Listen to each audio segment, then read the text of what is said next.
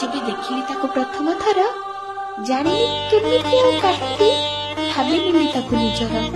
କେଜାଣି କାହିଁକି କିଛି ତ ଥିଲା ତା ସହ ସେ ଦେଖାରେ, ଲାଗିଲା ସେ ମୋର ଅତି ଆପଣାର। ମୁଁ ଭାବି ନେଇଥିଲି ସିନା ତାକୁ ନିଜର, ସେଇ ମତେ କିଛି ଘୃଣ୍ୟ ଭାବିଲା। ମୁଁ ତାକୁ ମୋ ପ୍ରାଣ ଉଦ୍ଧାର କରୁଥିବା ଜଳ ଭାବିଲି, ପଛରେ ଧାଇଲି, ହେଲେ ସେଠି ମରିଯିବା ବାହାରିଲା। ଆଉ ମୋ ସମସ୍ତ ଭ୍ରମ ଆଉ ସ୍ୱପ୍ନକୁ କ୍ଷଣିକରେ ଚୂର୍ଣ୍ଣ କରିଦେଲା। ମୁଁ ଚାହିଁନଥିଲି ସେମିତି କିଛି ହେଉ, ଖାଲି ଯାହା ମନର ଚପଳତା ଆଉ ହୃଦର ଆବେଗକୁ ରୋକିବାକୁ ମୁଁ ହେଇଗଲି ଅସମର୍ଥ। ଆଉ ବନ୍ଦ ନ କରି ଖୋଲିଦେଲି ମୋ ମନର ଦରଜା ଝରକା କବାଟ। ହେଲେ ବର୍ଷା ବାଦଲକୁ କିଏ ବା ରୋକିପାରିବ? ବହୁଥିବା ଜଳକୁ କିଏ ବା ଟୋକି ପାରିବ? ମୁକ୍ତ ଆକାଶର ପକ୍ଷୀକୁ କିଏ ବା ପଞ୍ଜୁରୀରେ ବାନ୍ଧି ପାରିବ? ଯାଯାବରକୁ କେଉଁ ମଣିଷର